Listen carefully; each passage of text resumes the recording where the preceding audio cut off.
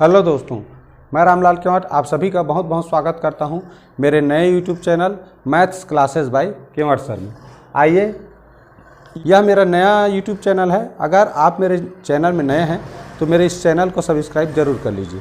चलिए, आज का हमारा टॉपिक है पूर्ण वर्ग संख्या बनाना। ठीक है, इससे संबंधित और वीडियो मैं अपने यूट्यूब चैनल पर डाल चुका हूं। अगर आप नहीं देखे होंगे तो उसको सर्च करके देख सकते हैं। तो पूर्ण वर्ग संख्या कैसे बनाते हैं ये इस वीडियो में मैं बताऊंगा। अब पूर्ण वर्ग संख्या बनाने से पहले आपको यह जानना बहुत जरूरी है कि वर्ग संख्या क्या कहते हैं। तो वर्ग संख्या क्या कहते हैं मेरे पिछले वीडियो में है, यानी कि जब किसी संख्या के साथ उसी संख्या का गुणा करें तो जो गुणनखंड प्राप्त होता है वो कहलाता है पूर्ण वर्ग संख्या। जैसे ये 9 पूर्ण वर्ग संख्या है। क्योंकि ये समान संख्या का आपस में गुणा करने से प्राप्त हुआ है। मान लो इस तरह, तो 11 का गुणा करें 11 से तो क्या होता है 121। ये जो 21 है पूर्ण वर्ग संख्या है, क्योंकि ये एक समान संख्या का आपस में गुणा करने पर प्राप्त हुआ है। तो इस तरह हम देखें कि जब एक जैसे संख्या का आपस में गुणा करते हैं तब पूर्ण वर्ग संख्या प्राप्त होता है। अब मान लो एक जैसे संख्या को 3 बार यदि आपस में गुणा करें तो जो संख्या प्राप्त होगा वो पूर्ण वर्ग संख्या नहीं होगा, क्योंकि ये 3 बार है। 2 बार होना चाहिए या 4 बार या 6 बार, यानी कि जिस भी संख्या का आपस में गुणा कर रहे हैं वो जोड़े में होना चाहिए। जैसे देखिए ये इसका आता है 3 3 9 9 3 27, तो ये पूर्ण वर्ग संख्या नहीं है। इसी को मैं अगर इस तरह लिखता, 2 जोड़ा, यहां पर देखिए गुणा कर रहे हैं लेकिन सबका जोड़ा भी बन रहा है जो संख्या का गुणा कर रहे हैं, तो यहां पर जो भी संख्या प्राप्त होगा गुणा करने पर वो पूर्ण वर्ग संख्या कहलाएगा। ठीक है, तो इस तरह से होता है पूर्ण वर्ग संख्या। तो पूर्ण वर्ग संख्या कैसे पहचाने ये जानना जरूरी है। तो पूर्ण वर्ग संख्या पहचानने के लिए हमें अभाज्य गुणनखंड विधि का प्रयोग करना है। तो देखिए यहां लिखा है वह छोटी से छोटी संख्या ज्ञात कीजिए जिससे 200 से गुणा करने पर पूर्ण वर्ग संख्या बन जाए। तो क्या करेंगे, अभाज्य गुणनखंड विधि से उसका गुणनखंड प्राप्त करेंगे। अभाज्य गुणनखंड विधि। चलिए, अभाज्य गुणनखंड विधि से प्रश्न में जो दिया है 200, उसका क्या करेंगे, सबसे पहले गुणनखंड प्राप्त करेंगे। तो देखिए 2 1 कम 2, 2 शून्य शून्य, फिर देखिए 2 अंक लेंगे, 2 5 6 10 और 2 शून्य शून्य। फिर 2 से देखें तो 2 दूनी 4, 2 दूनी 4, बचेगा 1 तो बन जाएगा 10, 2 5 6 10। फिर 2 से भाग नहीं जाएगा क्योंकि ये विषम संख्या है। अब ये जाएगा 5 से।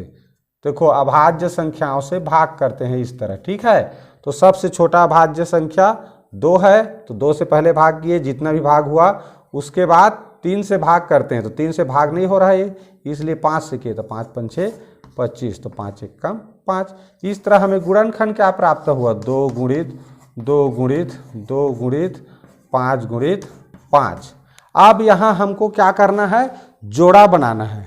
जो अभाज्य गुणनखंड प्राप्त हुआ उसका जोड़ा बनाना है। ये मैं शुरू में बताया हूं, कोई भी संख्या तभी वो पूर्ण वर्ग संख्या है जब उसके जो गुणनखंड है उसके जोड़ा बने।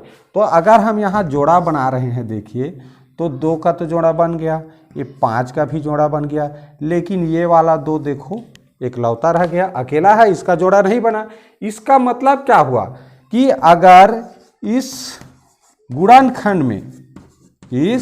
गुणनखंड में अगर ये 2 का एक बार और गुणा हुआ होता, यहीं पर एक बार और ऐसे गुणा हुआ होता, तो देखिए इस तरह जोड़ा बन जाना था। दिख रहा है ना, आराम से देखो कि भाई इसका जोड़ा बन गया, इसका जोड़ा बन गया, लेकिन इसका नहीं बना। कहने का अर्थ क्या हुआ कि इसमें अगर एक और 2 रहता गुणा के रूप में तब ये सभी का जोड़ा बन जाना था।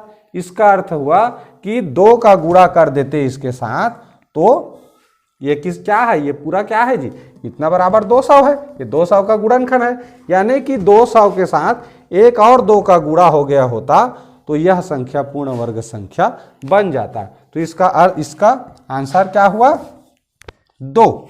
उसका आंसर क्या हुआ, 2, यानी कि 200 के साथ 2 का गुणा करने पर वह पूर्ण वर्ग संख्या बन जाएगा।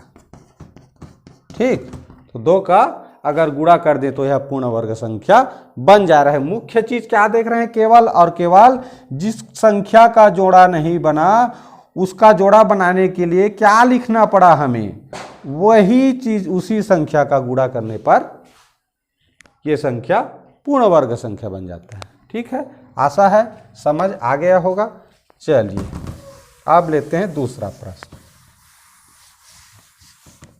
दूसरा प्रश्न को देखिए, वह छोटी से छोटी संख्या ज्ञात कीजिए जिससे 140 को भाग देने पर भागफल पूर्ण वर्ग संख्या बन जाए। अब यहां पर क्या कह रहा है, भाग करना है इस बार।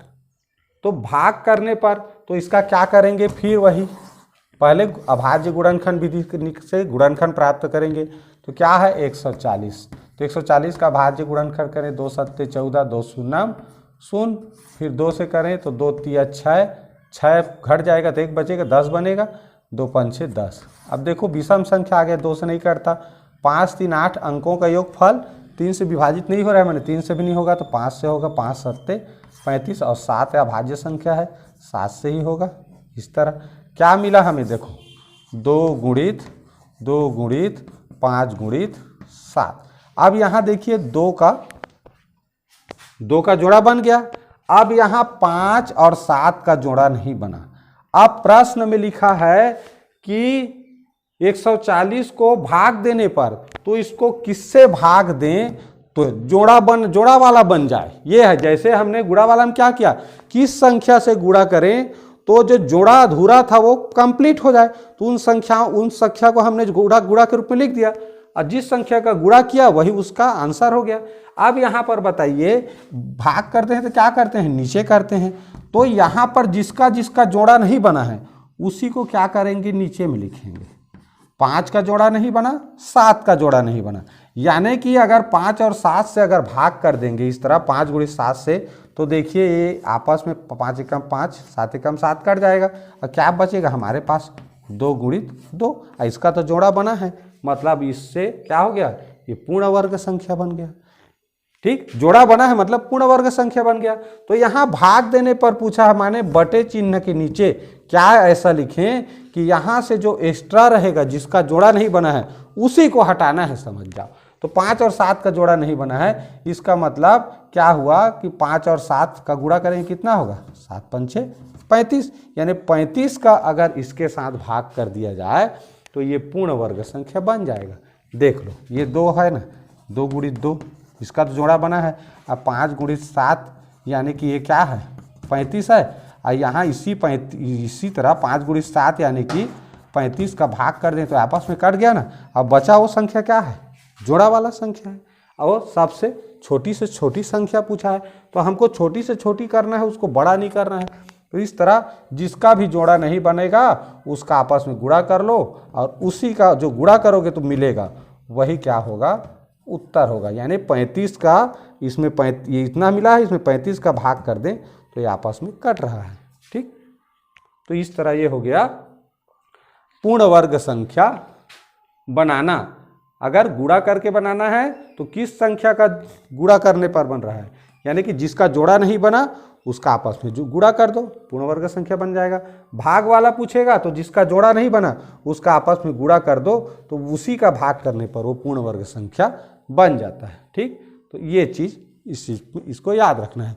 ये कक्षा 8वीं से संबंध के अध्याय 1 का गणित है, उसी से यह प्रश्न लिया गया है। जो बच्चे कक्षा 8वीं पढ़ रहे हैं वो इस वीडियो को जरूर देखें और जो बच्चे और पढ़ रहे हैं आप लोग साथी, उन तक यह वीडियो पहुंचाने का कष्ट जरूर करें। साथ ही साथ जवाहर नवोदय विद्यालय प्रवेश परीक्षा जो तैयारी कर रहे हैं उनके लिए भी यह वीडियो बहुत फायदेमंद है। साथ ही साथ प्रतियोगी परीक्षाओं की तैयारी करने वाले बच्चों के लिए भी यह वीडियो बहुत ही सहायक वीडियो है। तो अगर मेरे चैनल में नए हैं तो चैनल को जरूर सब्सक्राइब कीजिए। वीडियो अच्छा लगा हो तो लाइक करना मत भूलिए। पूरा वीडियो देखने के लिए बहुत बहुत धन्यवाद।